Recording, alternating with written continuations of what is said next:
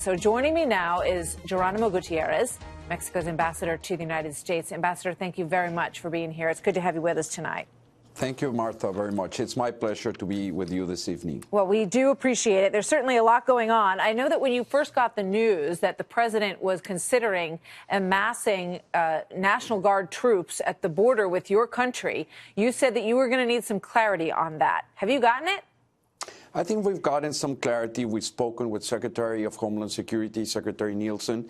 We've gotten some clarity on that. The central point, Martha, is that we do believe that it is in the interest of both nations to have secure borders. We don't always agree on how to achieve that objective, but we do believe that our cooperation is valuable, and we want to keep it going so long as it's respectful and it works for both sides. So what's the impact of our having National Guard troops on the border with our relationship with Mexico, which has had some difficulties in recent months? President Peña Nieto canceled a trip to Washington based on what's reported to be a tough conversation with our president. Well, this is not the first time that the National Guard has been in the border.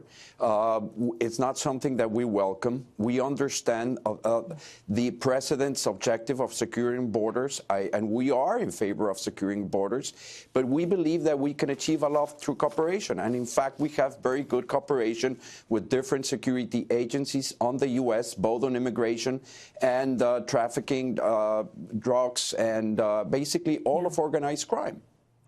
The president tweeted a couple days ago, Mexico's doing very little, if not nothing, at stopping people from flowing into Mexico through their southern border and then into the United States. They laugh at our dumb immigration laws. They must stop the big drug and people flows, or I will stop their cash cow, NAFTA.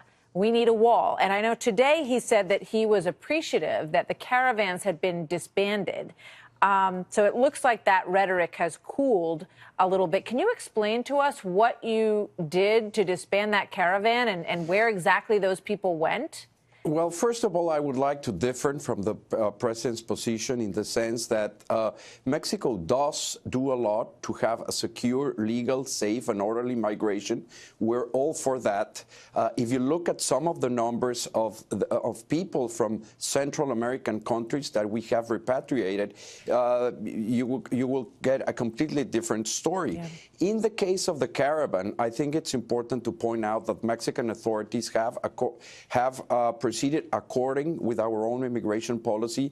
The so-called caravan, which is not a new event, has pretty much concluded, or it will be concluding any time now. Some of its members, by their own will, have decided to finish the caravan. And again, Mexican authorities have been in contact with the U.S. for this purpose. I think that the caravan does call the attention to an important point, which is that we must work better together to coordinate our migration and our asylum policies. And just last week, or a few weeks ago, Secretary Nielsen visited Mexico, and we worked precisely on those sorts of issues. So in terms of the process that, you know, where people come through the southern border, you know, the accusation against some Mexican officials is that they're helping them to get across the United States border, that there's a process that funnels those people through Mexico and into the United States. Are you saying that is that policy going to change? That is clearly not the case. Mexico does not advocate nor promote undocumented immigration by our nationals or from any other country. We do believe that migration policies should be humane, and that's what we're doing. And at the same time, as it happened with any demonstration in Mexico, public officials provide security for the people that are involved and for third parties. And that's precisely what we did in this occasion. So in terms of the future of NAFTA, the president has said, we'll get it done right, or we will terminate the agreement between the United States and Mexico. There's also an indication tonight, it looked like an agreement was coming together and that it might be announced next week in Peru. But now the president seems to be backing off that as well, saying basically, you know, well, we'll see, and we're going to give it the time that it needs. What's your understanding on that, sir? Well, both sides, Martha, are tackling difficult issues. NAFTA is 25 years old. We do agree that it can be improved, updated, modernized, but we do believe that it has been, on balance, very beneficial for the three three countries. Mexico is interested in having North America remain a very competitive region.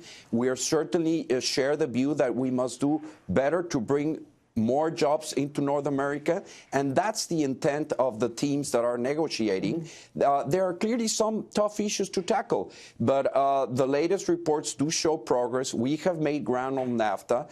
A deal needs to be a deal for all the parties in order to work, and that's what we're precisely trying to accomplish. That is precisely the message that President Peña Nieto has made very clear today, and I hope that we do get a chance to do that, because that would be in the interest of the United States as much as in Mexico. A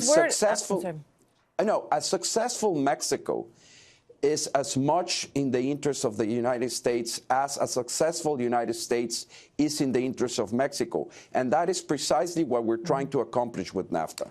So there's some word today that there were some concessions made on autos to Mexico. Is that your understanding? Do you feel like the White House has given some ground on that issue? Well, I just, as in any negotiation, every side is going to have to compromise on some aspects. But the important thing is that in the end, we achieve a result that is successful for the three parties. We want and we believe that it's perfectly doable to get a win-win-win solution in NAFTA. And we do believe that the next 30 to 40 days are crucial. And that is precisely, again, what the teams are focusing just as we speak now. All right. In terms of a visit from your president, do you see that happening anytime soon, a visit to the United States? Well, the relationship with the United States is very important for Mexico. There's no doubt about it. But I think both sides believe that we should have really optimum conditions when our presidents meet. We're working, teams on both sides are working for that. I would certainly not discard the fact that, or the possibility that they will meet in the future, but I think it's intelligent and it's just wise to make sure that their teams have really paved the way for a successful meeting, and that's what we're working on right now. Will Mexico ever pay for part of the wall as any part of a NAFTA agreement, sir? Marta, I think that issue has been settled, and the short answer is no.